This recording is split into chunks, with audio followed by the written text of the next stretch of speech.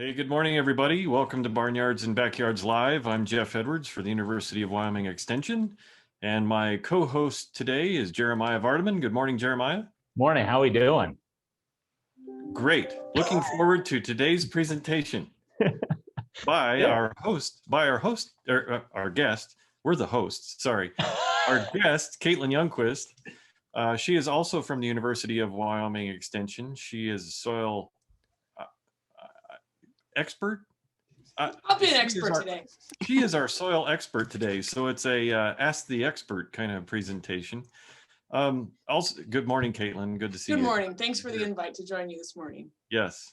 Also joining us, but you probably won't see her, you may hear her, is Jennifer Thompson. She is the driving force behind this program and makes certain that everything runs smoothly, but she has no control over us. So before we get started, a couple of ground rules about Zoom. If you have questions for us or questions for Caitlin as we go through, please use the Q&A, and all you need to do is roll your mouse over the top of the screen and the Q&A button will show up at the bottom. You can type your question in there, or you can enter a question into the chat box in Zoom.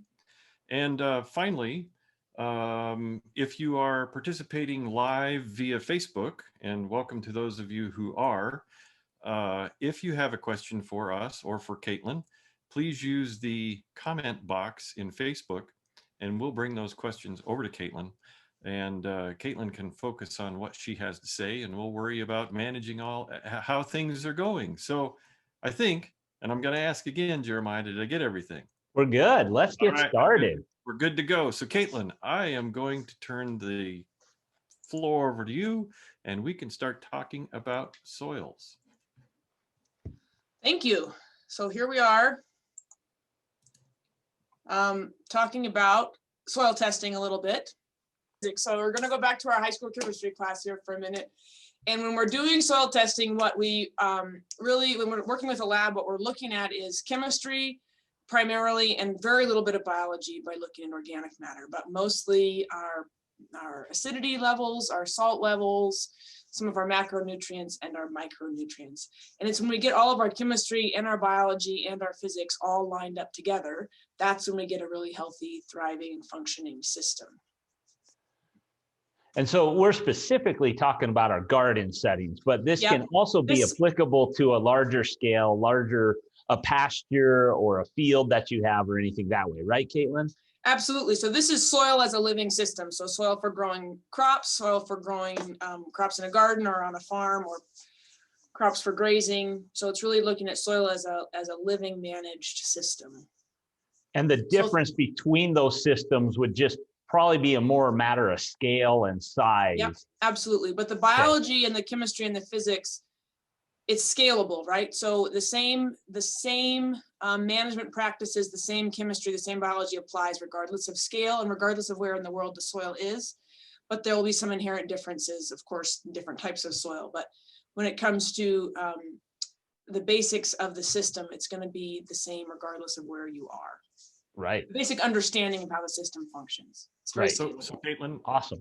I failed physics in college, so how do we make this more enjoyable for everybody else? Well, you're in luck that we're not actually talking about physics very much today. That's a different presentation. What about chemistry? What if we're intimidated by chemistry? And that's why we're doing this. I struggled with chemistry too. Right. Well, we'll do a very, very intro level of chemistry here. And then we won't touch a whole lot on biology, but we'll talk about organic matter or organic carbon in the soil very briefly, which is what really drives the biological system. Great. Like so that nice compost in that picture behind you, Jeff. Thanks. The little brown flecks are compost pieces. That's driving your biological system there in the soil. So what's our first step in this? So the first step is to think about why a person might want to soil test. Right. So if you have a garden that's functioning very well and you're thriving and you're producing a lot of vegetables and you're happy with your garden and you don't have any problems with it and you have a system that works for you, you may not need to soil test, but you may want to just out of curiosity, right? So if you just want to learn more about chemistry, Jeff, and want to refresh a little bit and do a soil test, that's an option. The other primary reason that we recommend people soil test is for identifying problems. So something's not thriving in your garden, something is just struggling, you can't grow certain crops, or your production has been declining over several years and you wonder why. A soil test can really help. The other way it can really help is to establish a baseline. So maybe you're putting in a new garden, or you have a new piece of property and you're doing some landscaping, or you are expanding your garden.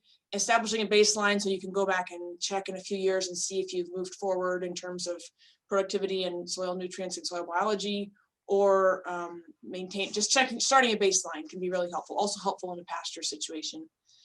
If you're going to invest a lot into, again, a new garden maybe, or a new landscape where you're going to spend a lot of money on inputs, whether it's fertilizer or compost or manure, spend a lot of time and money, getting a test done before you make that investment would be wise.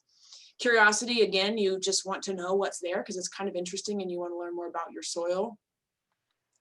The other thing you can test is the actual manure and compost that you're going to put into your soil. And if you're, again, going to invest a lot, bring in a lot of soil amendments and spend some time and money on building up your soil, spending a few dollars on a laboratory test on the chemistry for your manure and compost can be a wise investment. So on these tests, are they fairly expensive? Can I do it? Is it fairly inexpensive? They're fairly inexpensive, usually under $30 for a test, depending on the lab. So they can be very affordable.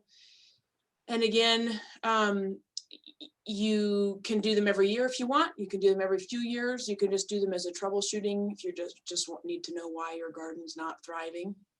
So Caitlin, they really are not very expensive. Sorry to interrupt. I have had several people over the years tell me, hey, I've got raised beds, my soil is used up and I'm thinking about replacing it. And the first thing I suggest to them or ask them is, have they done a soil test to understand what's going on? And usually the answer is no. So I encourage them to start there instead of taking all their soil out, which it's still good. You just might have to change what you're doing in order to make it better. And it can identify, when people say their soil is used up, generally, I think what they're talking about is they have noticed their plants are not growing as robustly and they think there's a shortage of nutrients. So one option is, especially if you have raised beds, is to incorporate some manure in or compost, high nutrient compost every few years to continue to provide those nutrients in the soil.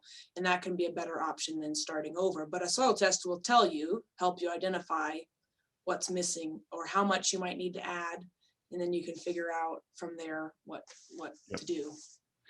Absolutely. Along that lines, Jeff, that brings to mind, I've been doing reading some literature and helping some clientele with some certain questions, not specifically on raised beds, but one notion that I've come across, and maybe it fits into this, Caitlin, and would like your perception, is there is a difference between fertile soils and productive soils. They can be the same, but they also are different soils.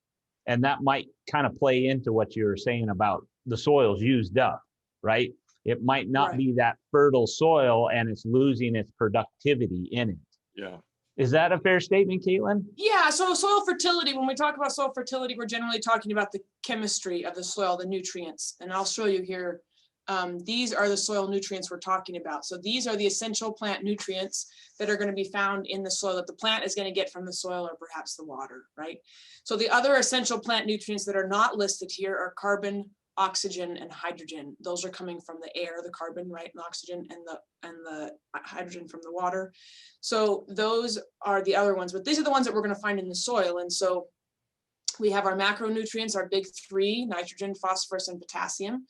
And so when we talk about soil fertility management, we're generally talking about managing these nutrients in the soil solution that the plants can get, right? Now, a soil could have all these nutrients in it at decent levels, but it can have other issues. It could have drainage problems. It could have, it could be too alkaline or too high pH, or have some salt issues, accumulation of nutrients. So there could be other factors. I had some compaction issues maybe, and those would all also influence the productivity. As you mentioned, Jeremiah, it could have all these nutrients in it, but have some other issue that's limiting plant growth. That's probably a better way to say that. So when we're looking at a lab test, these are the things that the lab can test for, as well as a few other things. So if you look at the relative number of atoms in plants over there on the right-hand side, I think that's really interesting to look at, and why we call those three the nitrogen, phosphorus, potassium, the big three. And that's what you'll see typically on your synthetic fertilizer, even organic fertilizer that you might purchase in a bag at the garden center, right? So that's our NPK value, right? What's that? It's that's our NPK value that everybody that's our NPK sees value. and recognizes. That's what we're talking about. Yeah. And then the next three are the calcium, magnesium, and sulfur. And then after that, everything just comes in much lower quantities, right? They're essential, but the plants don't need as much of them. So a quick question, Caitlin, before we move on. You're talking about analytical labs. So you would take a soil sample, and you'll talk about that here in a bit, and send that off to a analytical laboratory. Right. They do an analysis, a chemistry project, so to speak, to give you this report that tells you those components, those chemical structures in the soil.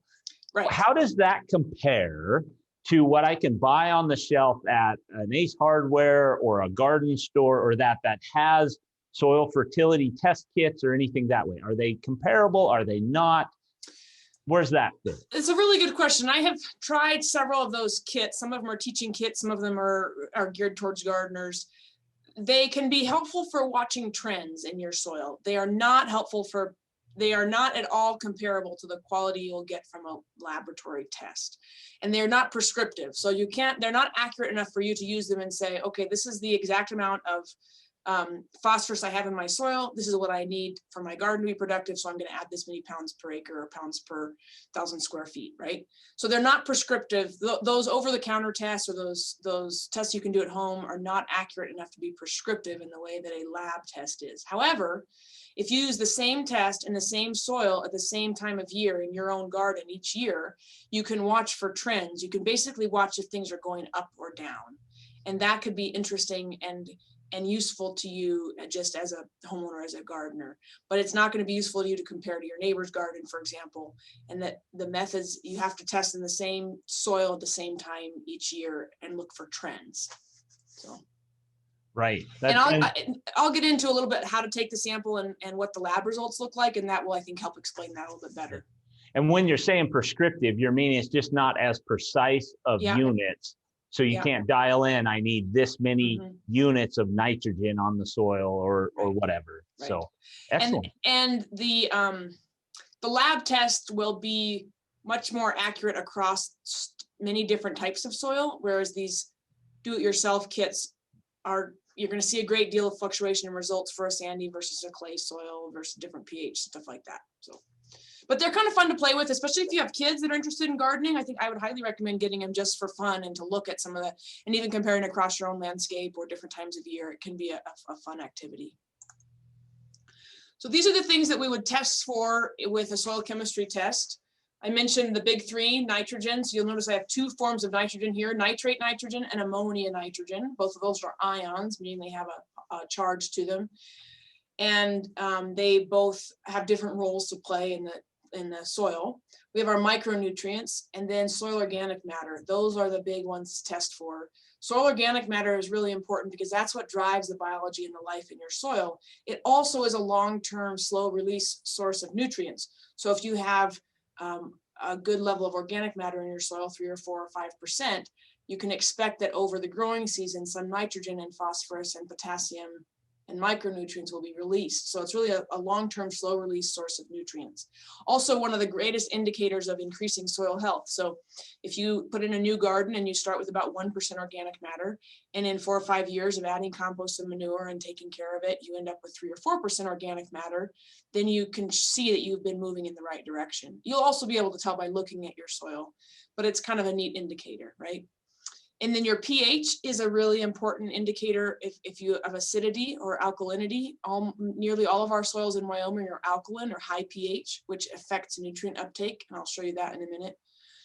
Your EC is your electrolytic conductivity, which is a measure of how the electricity moves through the water. And so the more salts there are in the soil, dissolved ions, the higher that number will be. If it gets too high, it gets to be very problematic for some plants, or for most plants, some plants more than others. And it's a very common problem we see here in Wyoming, both in the soil and in irrigation water. And then the sodium adsorption ratio is a ratio of sodium to the calcium and magnesium, and that indicates the sodium hazard in the water. That's somewhat common here, but when we do have that problem, it's very hard to remedy. So that's where a soil test becomes critical. If you have a sodium issue, we have to know exactly how much sodium, what that ratio is, in order to figure out how to treat it. And the way we treat it is by putting a lot of calcium in the soil and then trying to flush the sodium out with clean water. So it's a bit of a project, but a soil test is required to identify what that ratio is.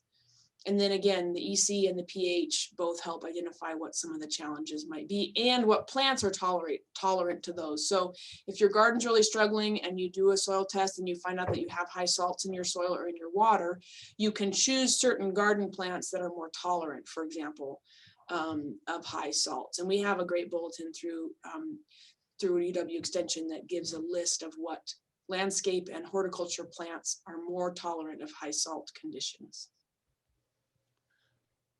So as I'm thinking of this, I guess, and maybe it's just from my perspective and my position, but a lot of times people will call in, I'll talk to clients or that, and they want to know how good their soil is in that. And a lot of times they'll call and say, I have alkali soil, right? Well, most of Wyoming is alkali soil, and all Right. that means is the pH level of that soil. Mm-hmm.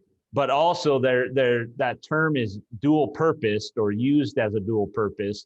Probably not accurately, but right. A lot of times when people mean alkali soil, they mean a high salt soil. And they're seeing the white crystals on their soil. Right. And so we need to determine that. And that's where this test comes in to help tease that out. Is it truly alkali in terms of alkalinity in the soil, the pH, right? Or is it actually salts that we have to be concerned about in that soil? Or both. Or both, right, exactly. So the term alkali does get thrown around a lot, you're right. And it's not a very useful term, actually. I think it just means difficult soil. Right, it means Wyoming, right? Yeah.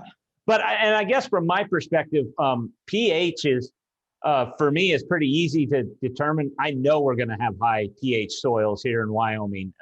If somebody brought me an acidic soil sample from Wyoming, I'd be very intrigued in that. Where did you get this? How did you get this? Whatever. Did it really come from Wyoming? But the EC and that sodium ratio, we have to have this type of test to even know what level we're seeing there. Is that correct, Caitlin? It's not something we can really look at the soil and assume. No. I mean, you can look and see white crystals and say, yes, you have some salt issues, but it's hard to identify exactly where you are on that spectrum. Right. Or on that scale. And I've also ran into situations where folks have told me that, right? I have high salts in my soils, I have alkali, and it was sand sitting on the soil surface, and it gave that white appearance. It wasn't truly salt. And when we did the soil test, there was very low salt or very normal salt conditions in the soil, I guess I should say. And so just having that test, one test, really helps it reveal a lot of things about your soil. It really can. The white sand beaches of Wyoming. They're very small but wonderful, right? Yes. So what's next, Caitlin? I'm going to talk a little bit about pH. I mentioned it, and this is why it's really important. It's really an issue of plant tolerance and nutrient availability. And most of our soils here, it's pretty common to see the 7.5 to 8 pH. If we get over 8.5, that's a red flag that we're dealing with extreme sodium levels. But the 7.5 to 8 is quite typical.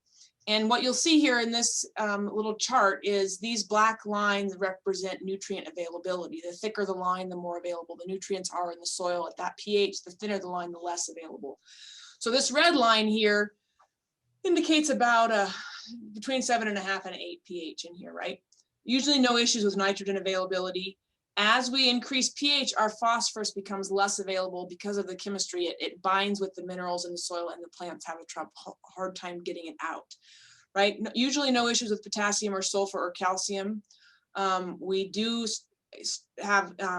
we're pretty good with magnesium. Actually, as the pH increases, magnesium becomes more available.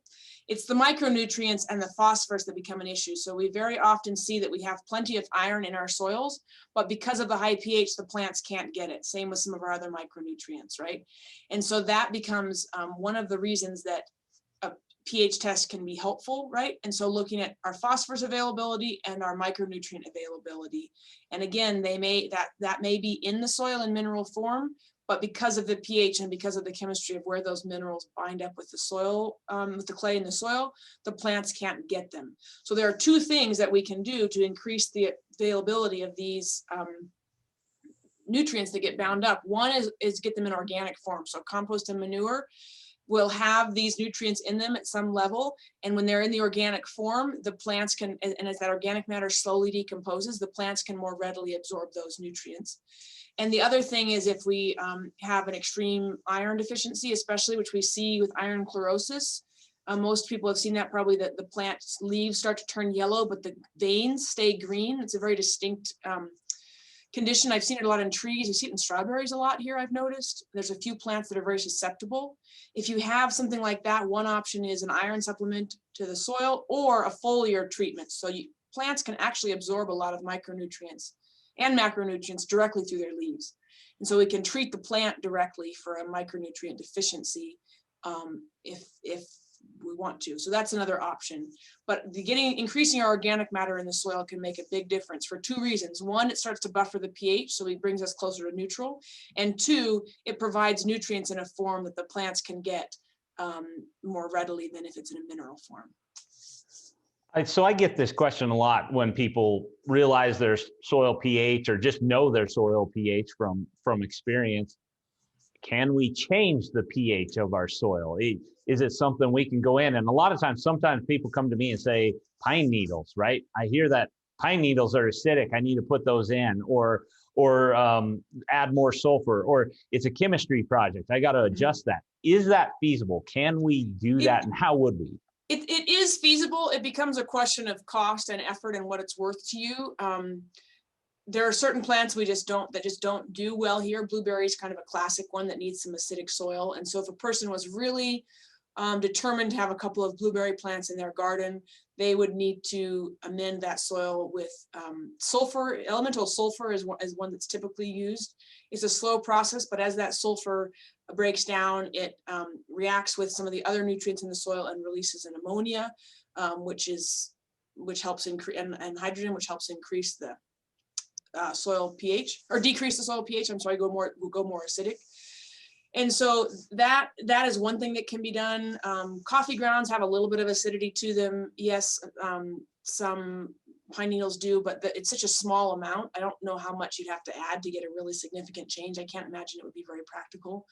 If you were really determined to adjust the soil pH in a small area so you could grow something specific like blueberries, sulfur is the way to do that, elemental sulfur. And is that a once and done type application? No, probably it's going to be a longer term thing. We did have a project here in the Worland area with someone who wanted to grow a lot of blueberries. And so we tried a bunch of different methods. And it's just going to take several years for us to figure out like how often you're going to have to add sulfur and to what area, and kind of what the different methods are going to be for it to be practical here. So it can be done. It's challenging. And we may also have to acidify our water. Right. So then you have the water issue, which is a very good point. Yeah. So we have a question, Caitlin, from Leslie. Do you think mycorrhizal fungi with compost, etc., help the soil building? And they have PROC. I don't know what that stands for. I don't know what they're trying to get at with that. If you can put that in, Leslie, that'd be good. But do the mycorrhizal fungi with compost and is that help with the soil building process? That's what she's saying. Absolutely, it does. So we're getting into the biology lesson here, which we may have to do a different day, soil biology a different day. But the mycorrhizal fungi, if you don't know what that is it's basically a fungal infection in the plants, but it's a beneficial fungal infection in the plants that allows it's a beneficial association where the plants provide carbon or energy to the fungus, and then the mycorrhizal fungus, extend the reach of the plant roots out into the soil and help them pick up water and some of these micronutrients and phosphorus that are less available to the plant. So it's a very beneficial association. They also help with putting a lot of carbon into the soil. They help sequester a lot of carbon. So yes, they are a huge benefit. They do not like disturbance. So you will not find them in heavily disturbed. If you rototill your garden every year or twice a year, they will not thrive in a system like that. So they much prefer a low disturbance system. And they also don't generally thrive in a system that has an excess of nutrients, because the plants really form these associations when they're trying to get some of these nutrients out of the soil. But that is a great resource. It's a case of if you build it, they will come, right? You don't need to buy an inoculum for your soil. They will show up if you have a low disturbance system and have a lot of diversity in your garden. Great. Our next question, Caitlin, is from Mary. I have a container of chelated iron that I sprayed on my cottonwood trees. Does this container of iron get old or break down? I've had it for 2 years. Do I need to replace that? Is there a shelf life, essentially? That's a really good question, and I have no idea. I suspect that would be on the label. Jeff, what do you think on that? Yeah, I think chelated iron is pretty stable. Okay. So I wouldn't keep it more than 5 years, and it also depends on the conditions that you are keeping it in, right? So if it's in a area where it's moderate temperature throughout the year, anything like this, if there's a freeze and overheat cycle, it could go bad eventually. But I'd try to get it taken care of or used up before 5 years is up. Well, and you might need to mix it every year, right? To make sure it's not settling out in the product or anything that way. Give it a good shake. Chelated means that iron is bound up with the molecule in that chelated. It's chelated so that when you put it in the soil, it doesn't immediately bind to the clay in the soil and become unavailable to the plant. So that's what the chelation part helps it stay more plant available for longer. Okay. The follow-up question to that is, can you use chelated iron on apple trees? Yes. On apple trees? Correct. As far as I know, there's nothing that you can't use it on that I'm aware of. Just follow the instructions based on application timing and methods. Yeah.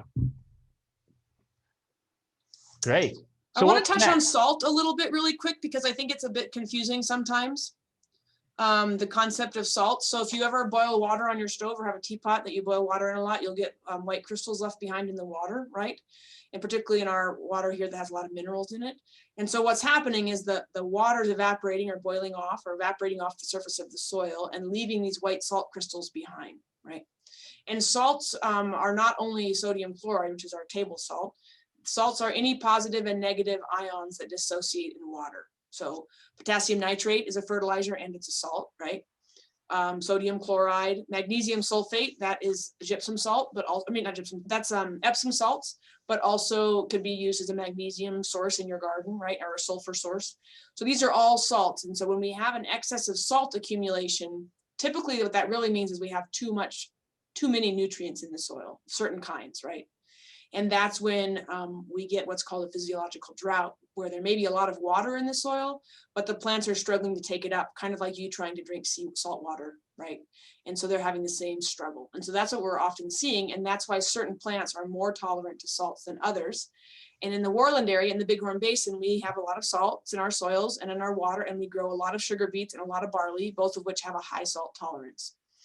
Legumes typically have a lower salt tolerance. Peas and beans in your garden will struggle. Broccoli is high on the list of salt tolerance. So that's where it can be helpful to know what can grow well in those conditions. And seedlings are much less tolerant than larger plants.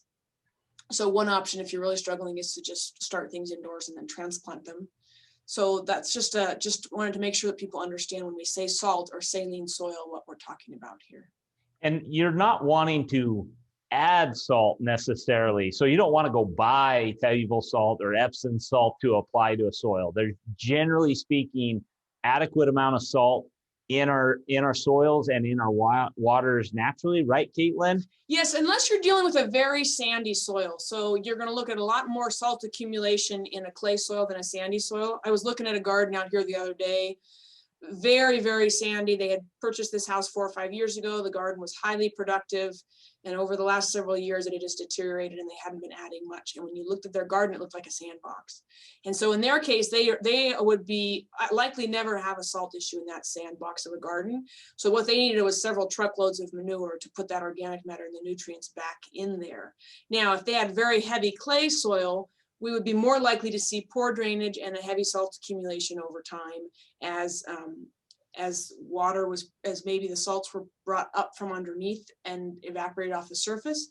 The other thing that can really help with salt accumulation is keep your soil covered, mulch. I mean, you should mulch your soil all the time anyway. Jeff and Jeremiah have heard me say this 100 times, keep your soil covered.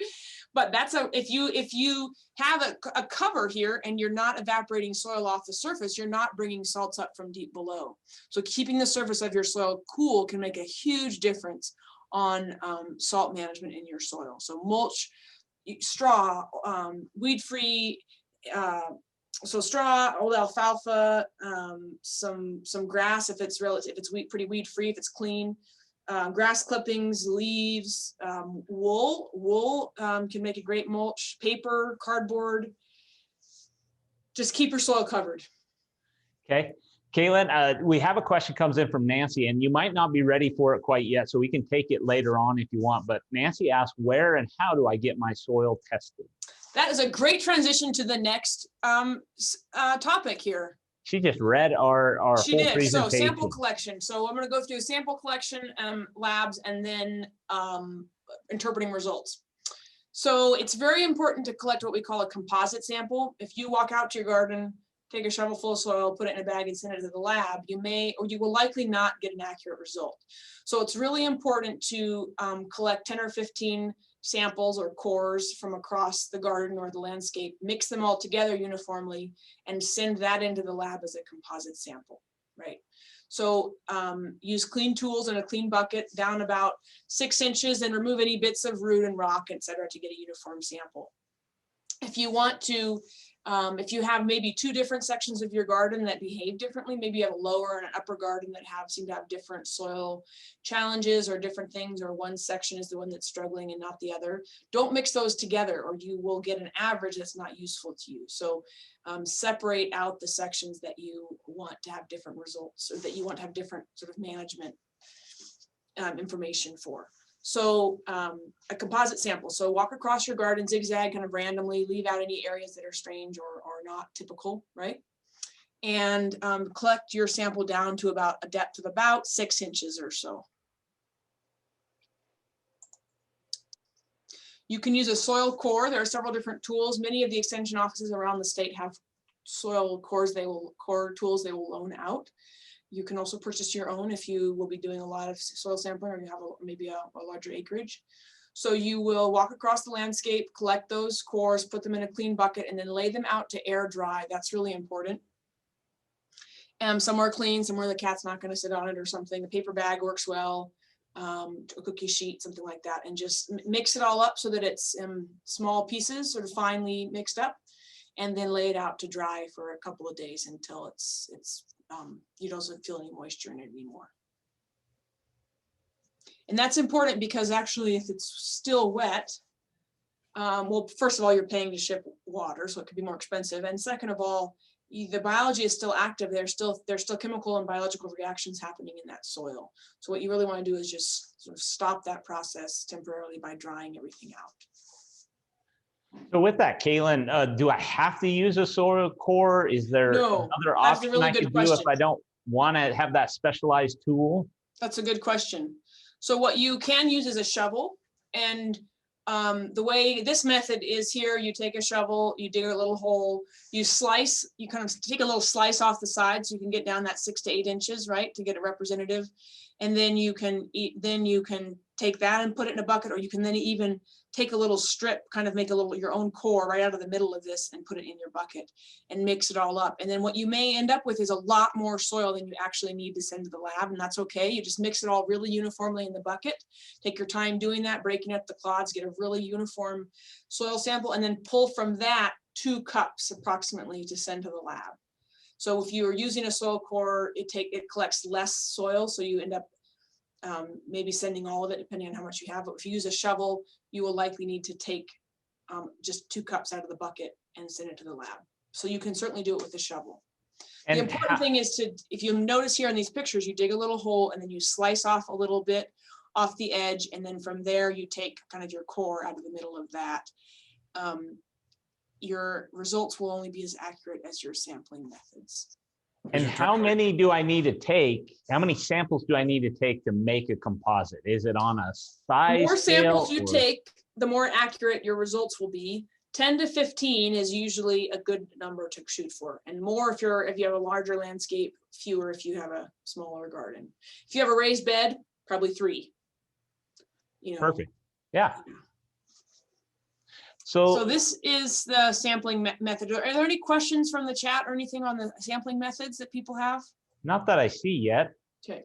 So we got our sample. Now what? What lab? Where? So now you're going to send it into the lab. There are many different labs that you can use.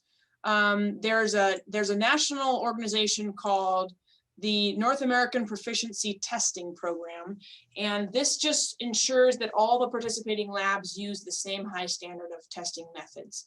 So one option is to go look at this website and then find a lab that you want to send your results into. I recommend choosing a lab that's in our geographic area or in your geographic area, wherever you happen to be, because the lab technicians and the lab staff, and the techniques match some of the soil characteristics of our region. So we're in the arid West, right? We have some challenges with pH and salinity, and there's certain methods and knowledge that are more applicable to our area than, say, the West Coast. So finding a lab we don't have any in Wyoming right now that I know of. There's Colorado, Nebraska, and there's a couple good labs there for sure. So this is where you'd start to make sure that the lab you're going to use is on this list. I also recommend, Caitlin, that they look for an agriculture laboratory. And at least for me, from my perspective, that those folks focus specifically into soils for production and for nutrient recommendations. There's other analytical labs that do not test soils for agriculture purposes. They're looking at it more for residential construction, reclamation, and those are different labs too. Yeah, engineering purposes or reclamation, like you said, for contaminated soils or from reclaiming mine land or something like that. So you're right, something that focuses on agriculture and gardens. So they could probably call up their local extension office, and that could also give them some good advice on where to find those. We have little containers and test forms from Colorado State University Extension, which people can use. They are pretty affordable. They're a little slower than a commercial lab, but this is what we're looking at here, these results. They're very easy to interpret for a gardener or somebody who maybe doesn't have a lot of experience interpreting a soil test. They give you a lot of information. So this is an example that I have right here on the screen. So for example, they tell you potassium 668.6 part per million. Potassium is high, no additional is needed. No additional K2O is needed. So that kind of stuff can be really helpful if you don't necessarily know how to interpret your own results, right? So that's why using CSU is a nice option, but there are other options as well. So I also encourage people, just like you're saying, they write it in the report, but if you get the report back and you're confused, don't understand it, call the lab up. That's also what their service is to help you interpret that report and help you apply that as best they can. And so yes, they're very helpful in that way. It's a good point. And sometimes what I'm thinking that I've noticed with this challenging for me going through some of these results is different labs use different units sometimes. Yeah. Different units are slightly different, like the sodium and the salts, for example. There's a couple different ways to measure it. There's a 1-to-1 ratio, there's a 1-to-5 ratio, there's a saturated paste. And so things can get a little confusing there if you're really trying to compare tests between labs or between years or something. So look at that stuff carefully as well. And you want to keep that result the same, right? It makes it easier on you. Yeah. So if you're going to do regular tests every year, for example, or start a baseline and stick with the same lab, it will make your life a lot easier. Great. So this is one from CSU. And if you tell them what your current plant type was native vegetation in this case, meaning they're taking putting in a new garden, and their proposed plant type is a vegetable garden, then that gives the lab technicians, and they use different algorithms to determine what types of nutrients are needed. The recommendation they're giving here for a garden would likely be different if you said you were trying to grow corn, for example, or sugar beets, right? So that's important information if you want a fertilizer recommendation. This is another format.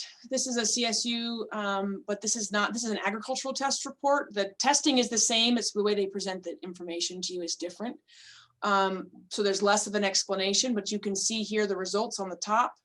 pH 7.5, organic matter 3.3%, and it tells you what your nutrients are. And then down here, this goal here is to grow oats and yield 110 bushels per acre. And based on this yield goal and these soil conditions or soil nutrient levels, this is what the lab recommends, right? 80 pounds per acre of nitrogen and 40 pounds per acre of P2O5. Now, that is a starting place, right? And most people who do these soil tests regularly for agricultural production will learn that they need to adapt it a little bit for their own place, right? They'll learn that this lab test, I'm always about 20 pounds short, or it always represents or recommends more nitrogen than I actually need. So you get to know your own place and make those recommendations. But I just wanted to show this as an example of the difference from one lab in a garden, in an interpretation that's designed for gardeners to understand, or I should say it like a layperson who doesn't really know a lot about soil nutrients, and then something that's designed more for an agricultural producer. More of a professional realm. Yeah. And so those field crop men are using those professional lab results too. Mm-hmm. Now, Caitlin, does it matter, like if I had a really large garden and I was really diligent in my crop rotation, and let's say I was sampling that large garden in certain grids for that crop rotation, is it important to convey that to the lab of, this was in corn this year, but I'm rotating that garden into leafy vegetables or tomatoes? Is that as important in a garden setting as in crops? Probably not for most of us who just garden for fun and for food for our family. If you are in commercial vegetable production, I suspect yes, you would need to really get that dialed in, because you have a lot of expense invested and a lot riding on that crop maximum production, right? Right. And again, it comes back to you get to know your own production cycle. You know that when you take it out of corn and put it into broccoli, you need to add extra nitrogen. Or when you pull it out of peas and put it into peppers, you know that you have a nitrogen credit. So for most of us, for the garden, for most of us who are gardening for fun and gardening to feed our family and our friends, you probably don't need to get that detailed. Great. This is another example from a different lab, and you can see the letters here. They have low, medium, high, and very high. This is the sample identifications. This is whatever that person called their field. 3.1% organic matter. They're saying that their phosphorus here is very high.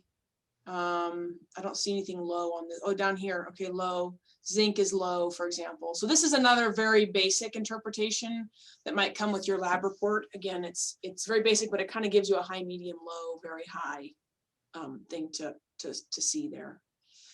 And I know that for those who want to interpret their results a little bit more or want a little bit of help, these two are very good bulletins, and they are available on the Barnyards and Backyards website under soils, I think. So these are two very good bulletins, one from Oregon and one from Colorado, that help you go through your soil test and identify some of the different levels and some of the different ways that you can use your results. So I would encourage you to use those. And of course, you can chat with your extension educators, but they may just refer you back to these bulletins as well. And then the one last thing you can test for at home is soil texture, which can be kind of fun, right?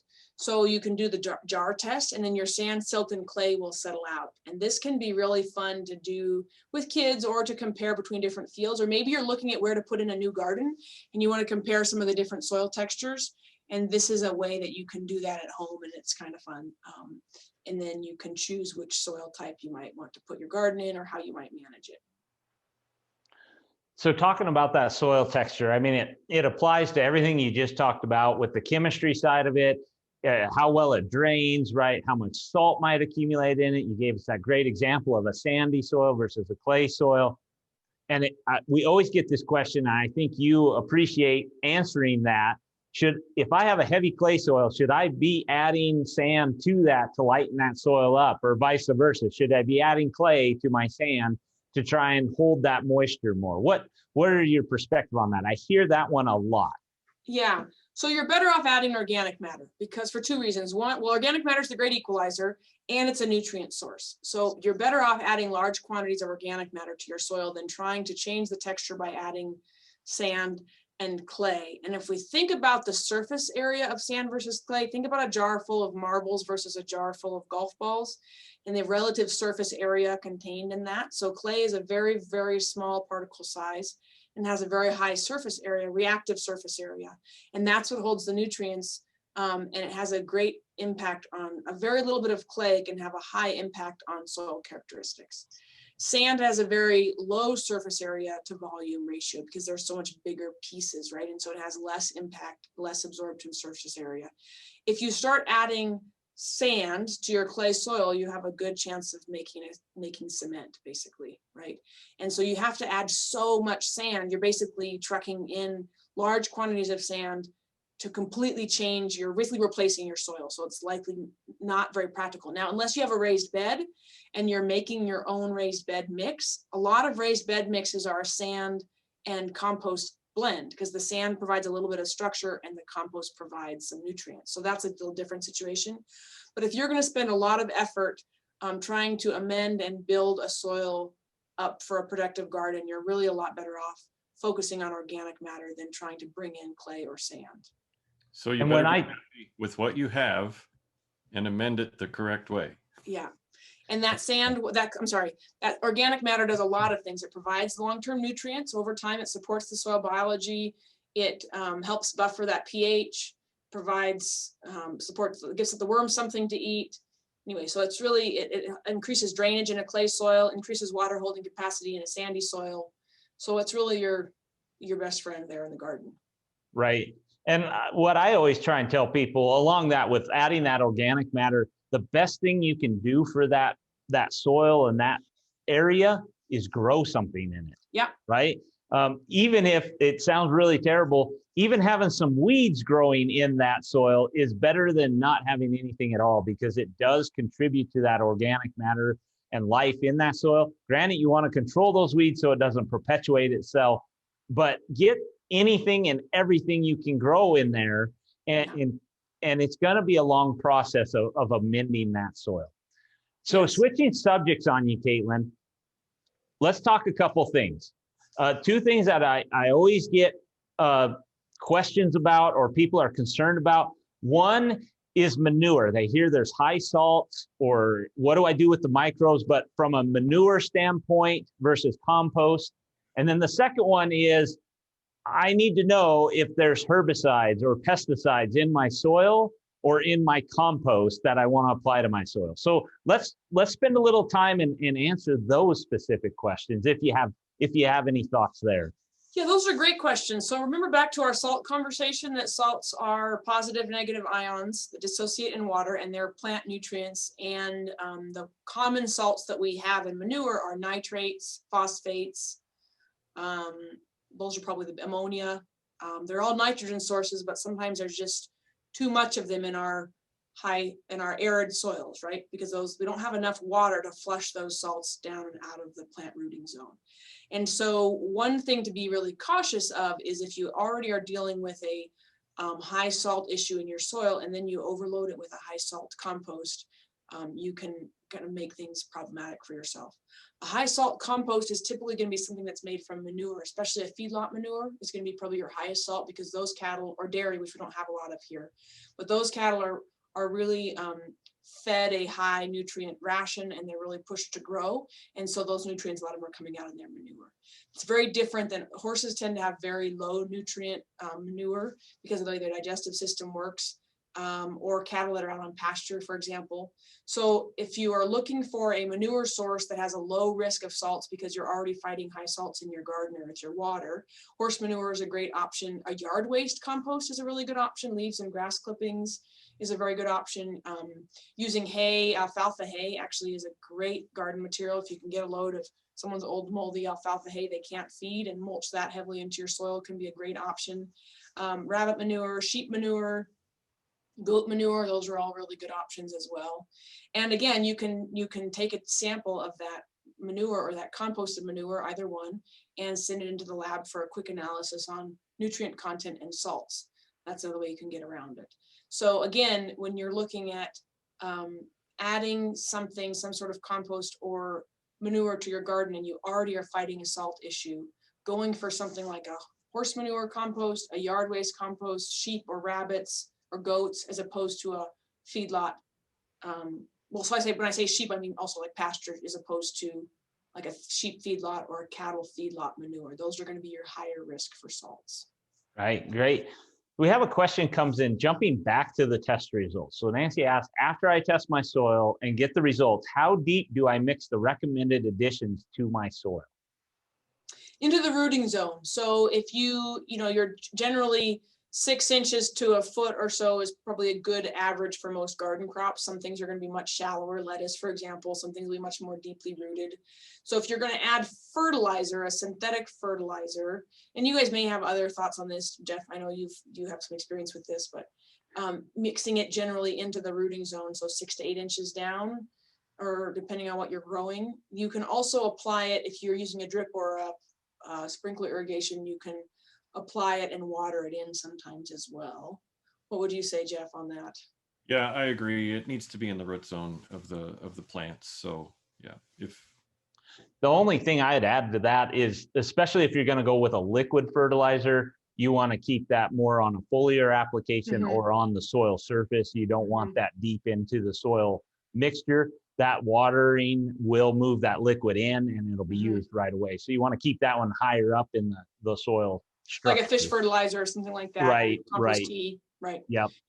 You also may, depending on what it is, you may want to put, if it's an organic fertilizer or something that's not going to burn the plant roots, so like it's not a high salt fertilizer, and you're transplanting, you can put a little bit in the hole when you're transplanting. Again, that's one way to do it. Or a little bit of compost in the bottom of that hole.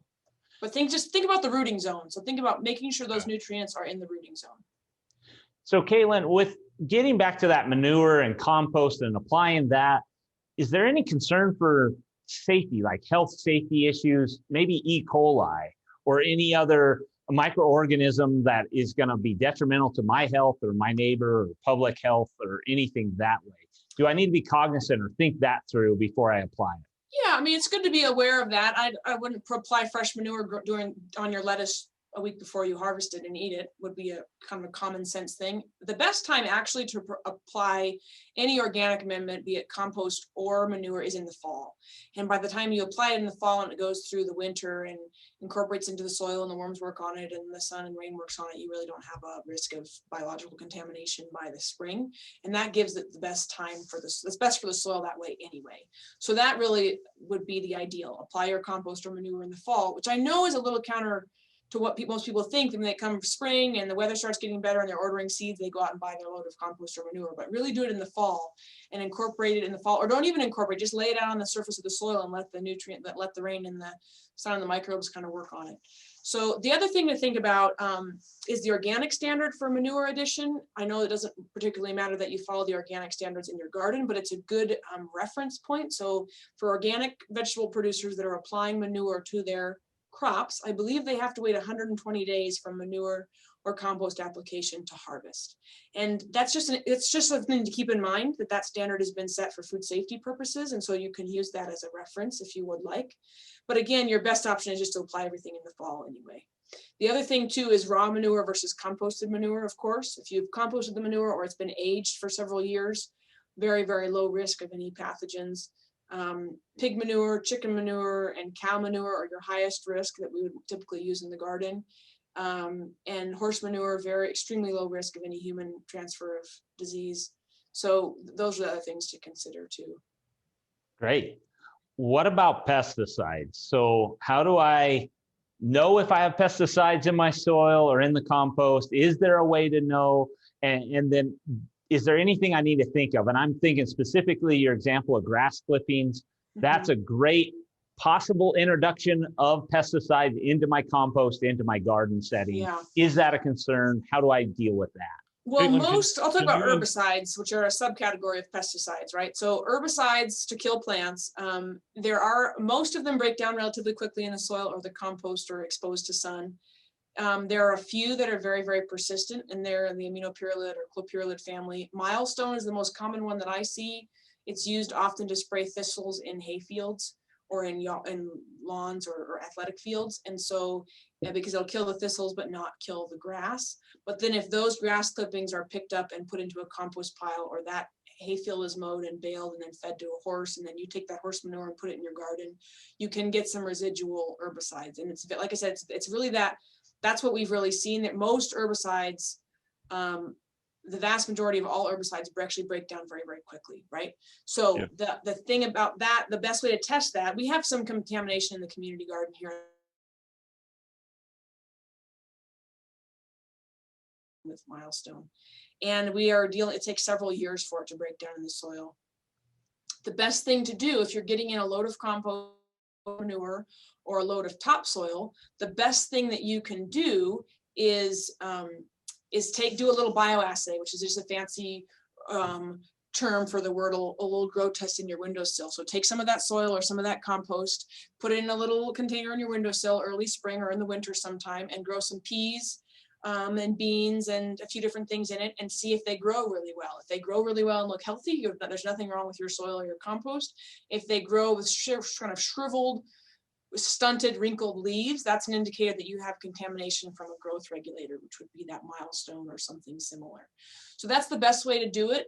We put in a new geodesic dome greenhouse in the community garden, and I was concerned about some soil contamination, so I just planted a bunch of beans in there and looked at what happened. And sure enough, they grew kind of twisted and shriveled, which tells me there's some residual soil contamination there.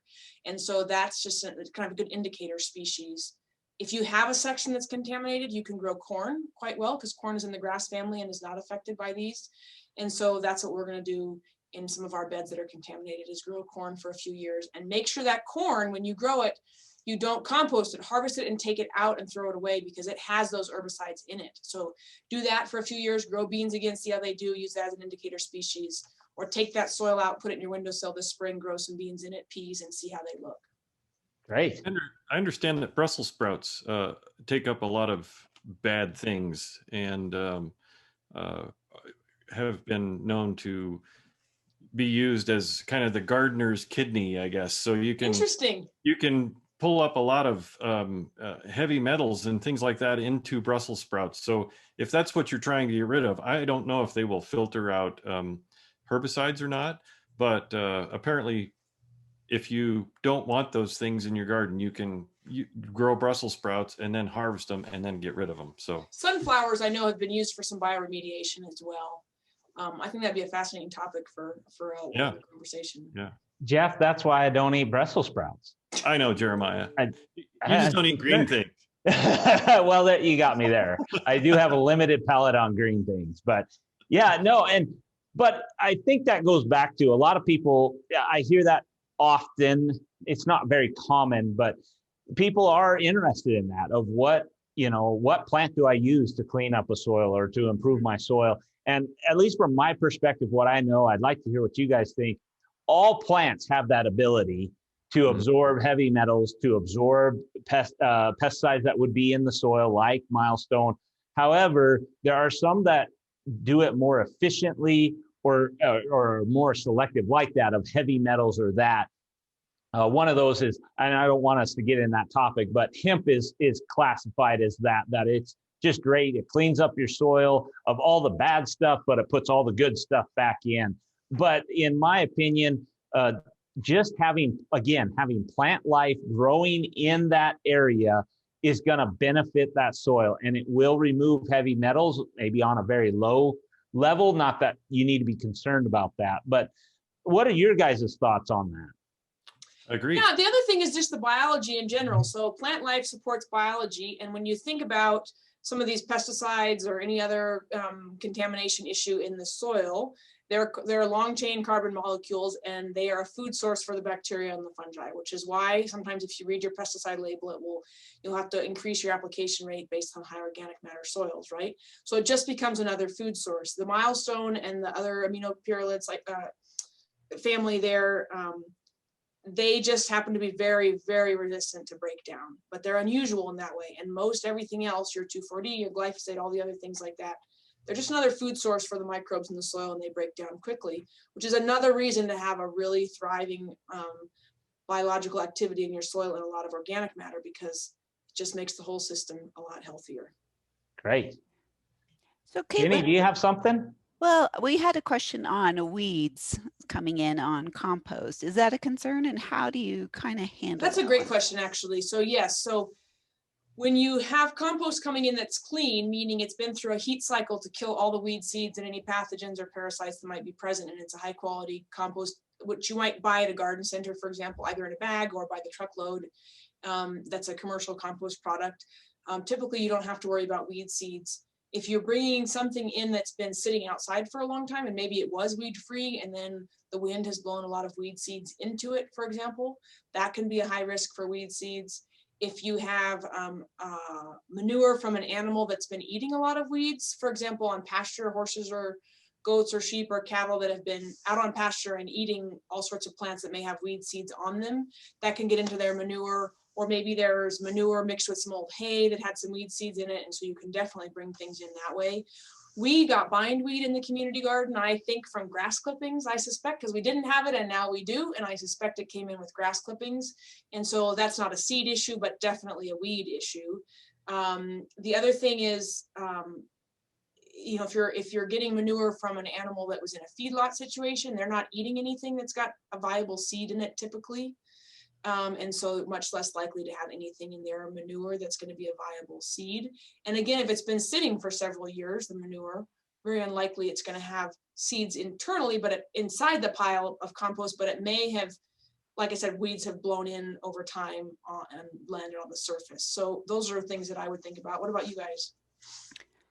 Well, I was wondering, Caitlin, can you do kind of a bioassay with your compost too? If you have enough time, could you like? Oh, sure. branch You it could out, spread that out and it? water it and not put anything in it and just see what weed seeds sprout. That's actually what they do when you send at a commercial facility, they'll send their compost into the lab for testing. And that's one of the things they do is they just water it and see what weed seeds grow in it. So that you can certainly do that. No, I totally agree, Caitlin. And it really goes back to the source, right? Where are you getting that manure? Where are you getting the compost from? May it be old alfalfa, moldy old alfalfa bales, right? That can also be a source of contamination. It just depends on what is in that source and where it comes from. There's always the weed seed potential. However, in a weird perspective, I don't think you can 100% eradicate the weeds out of those sources. You're going to have some level come to you, probably on a low dosage is what we'd prefer, but that's not all bad either, because if it does sprout and grow in your garden, that's just more biological for your garden. Pick it before it produces more seeds and spreads, unless it's a weed like you're talking about with bindweed. And I think what you're getting at there, it's not a weed seed issue, because bindweed can take root from just a stem or a piece of root from that plant and start growing a whole new plant. And so as long as it's not one of those, right, the weeds, those nasty weeds that we don't want, it's not a big deal. We have a lot of red root pigweed, a lot of lamb's quarter in our flower beds and in our garden, and we like them. We just pick them, drop them before they produce any seed.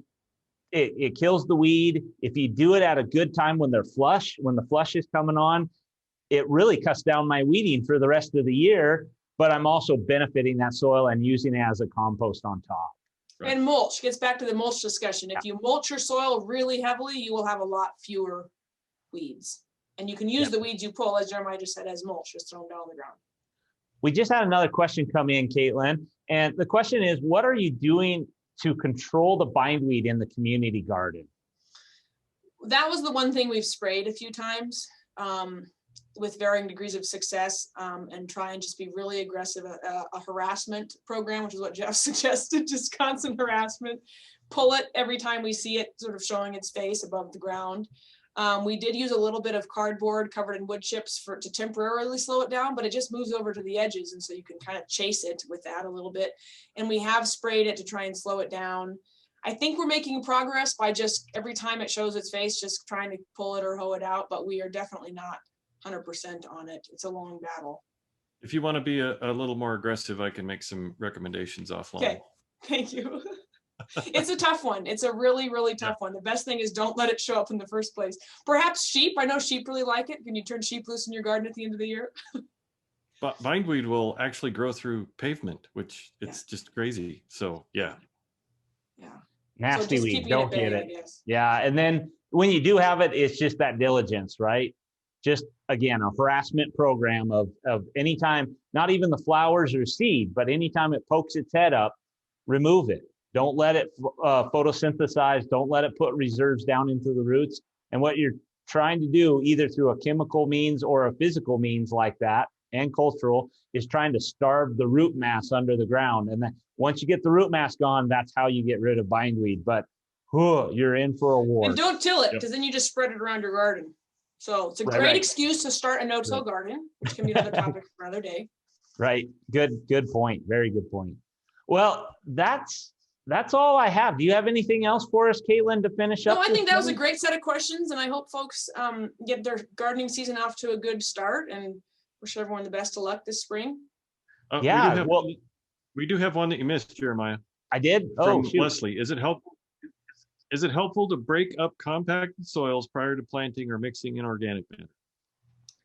Yes, it can be. We have switched our community garden entirely to no-till, which means we don't use a rototiller, but we use a shovel in our hands. It took us several years to get kind of caught up on that because we have a lot of clay and it was very compacted. But yes, if by breaking up the soil a little bit and kind of working your compost in with a shovel, it can really help a lot. Or a deep, what do you call that? Broad fork. Broad fork, thank you. A broad fork can really help too, to break through some of that compaction. I would highly recommend that tool. I'm not a big fan of the rototiller, but sometimes if you're starting something new and you need to get a good smooth garden surface and incorporate the compost in that first year, that can be a good tool, but I am not a fan of using it every year. Great. And well, I'm glad you caught that one, Jeff. Recreational rototilling. Definitely no recreational rototilling. Well, thanks for catching that, Jeff. Thank you so much, Caitlin, for your time. We'll wrap up the show here. We want to let everybody know that we appreciate your time and joining us for this event. The big thing, we record these shows and we post it back up on the Barnyards and Backyards website. So if you want to revisit it, you want to share it out, that's where to look. Also on the Barnyards and Backyards website, we have the whole list of shows, what we have coming up for this spring. So follow that. Also, if you want the links to get on Zoom and join us and bring it with us live, join that there. The links are there. The shows are there. Also, the resources that like Caitlin mentioned or the other shows, mention those resources. We're going to link those up there as well with the recording of the show. So if you want to find those great resources, also just dive into the Barnyards and Backyards website. It's a treasure trove of information on various topics, very useful. The next level is, we mentioned it, reach out to your county extension office. We have an office in every county of the state and one on the Wind River Indian Reservation. So reach out to them. They can connect you to either Caitlin, Jeff, or myself, Jenny as well, or to those resources. So it's really easy to find that. The last thing is we're doing this for you. So we want your feedback. We have an evaluation. Jenny has thrown and prompted that in the chat box here on Zoom, a link for that evaluation. And if you're on Facebook, she's put it in the comments section. Some of you may be prompted once you close out of this in a URL with an evaluation. It's a really simple, fast, click, type, done type evaluation. Doesn't take much time at all. We'd really like to hear back from you, because that's what's going to guide and steer us with this show. And with that, thank you so much for joining us this Friday morning. Good luck this weekend, facing the front, the cold front coming through. Bundle up and stay inside. But anyway, thank you again, Caitlin, for your time. Always good seeing you, Jeff and Jenny. We'll talk to you guys later. Thank you so much. Have a great day. Thanks, Caitlin.